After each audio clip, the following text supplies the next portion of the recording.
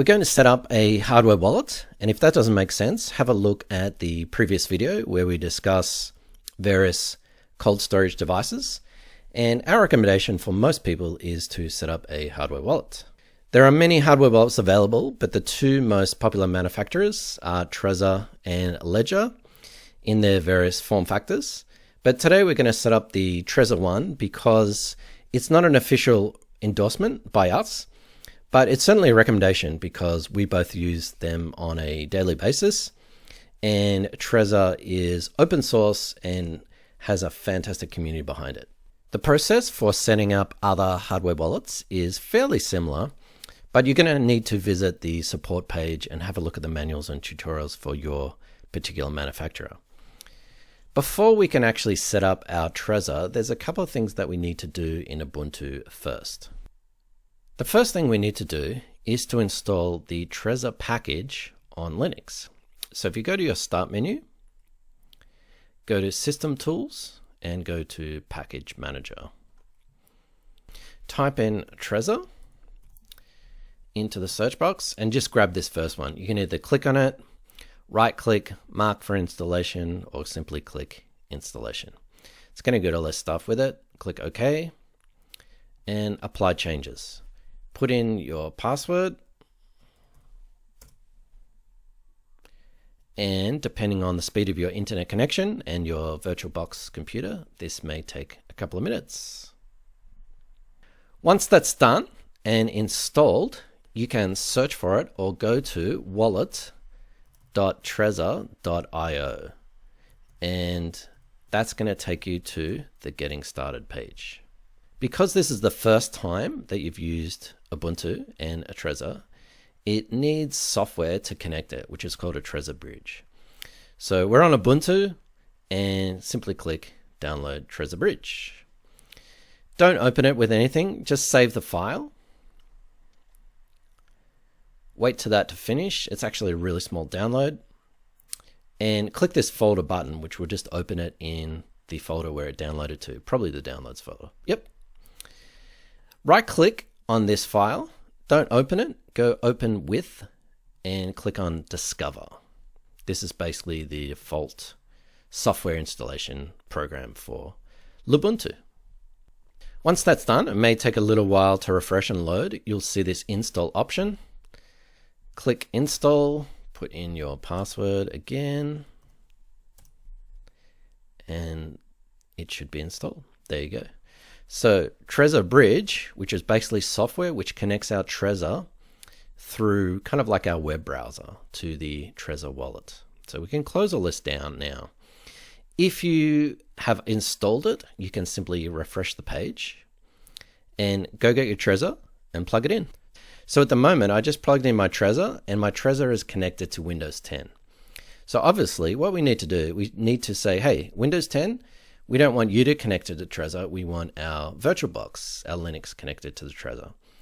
So there's an easy way to do that. Go to the USB, and you'll see a list of USB devices connected to your computer, and simply click on Satoshi Labs Trezor. What that does is disconnects it from your host machine, your Windows 10, your Mac, and connects it to VirtualBox.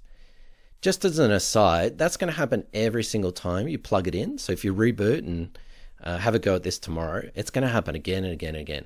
So what we can do, we can actually force VirtualBox to make this change permanent. So every time we plug in our Trezor, don't connect it to our Windows 10 or our Mac, connect it solely to VirtualBox. And an easy way to do that, just go to USB settings, click add. What do we want to add permanently? We want to add our Trezor permanently. Click OK. So if all things goes well, you should see a screen like this, which has your default Trezor. My Trezor is already set up. You'll get some other screen to initialize it. But basically, you've got this wallet interface here. Let me just disconnect the Trezor for a second. If you're getting a screen like this, it means either the software is not installed or it's not connected to VirtualBox. So just double check that your USB is connected to VirtualBox. If it is connected to VirtualBox, then your Trezor will appear here. So if you're seeing this screen, it means that your Trezor is connected, but it's not set up. So it's now time to set up our Trezor. Go to Support and go to User Manual, and you'll see several tutorials and articles on how to do so. Don't be daunted by the list of all these others as well, because to be honest, a lot of them aren't appropriate for everyday Bitcoin use, but certainly go through the getting started and basic features and operations. By the end of this, you need to have done three things. One is make sure that your Trezor is up to date. That software is called firmware, and your Trezor device may have been sitting in the factory for a couple of months and it's probably out of date. So that's the first thing you should do, and that's linked here in the articles. The second thing is make sure that you have a recovery seed. And last but not least, make sure that your Trezor device has a pin, has a lock on it. The Trezor interface is actually quite intuitive, and you can work out most things from the settings and the navigation. It's still worth going through the tutorials slowly and carefully by yourself to ensure that you're actually doing the best practices.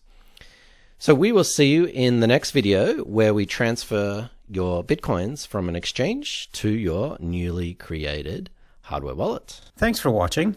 All resources mentioned are in the description of this video. With your Bitcoin Basics video guides purchase, you also gain access to this video series for 30 days, Coin Corner newsletters for 3 months, 20% off any help desk credits for 3 months, Bitcoin Begins booklet, the full edition, PSAs, these are emergency alerts for 3 months as well. Visit coincompass.com and click on Members to gain access to any of the above and to check out our latest news, events, and updates. Any content provided by Coin Compass is for educational and informational purposes only and is not investment, legal, tax, or any other advice. A qualified professional should be consulted before making any financial decisions. Coin Compass is not a money transmitter nor broker, so it cannot buy Bitcoin or any other cryptocurrency assets on your behalf. Coin Compass will at times recommend certain products, services, and technologies, but these are opinions based upon our experience and not endorsements. We take no liability for out-of-date or inaccurate information, software bugs, manufacturing errors, technology misuse, or issues involving third parties.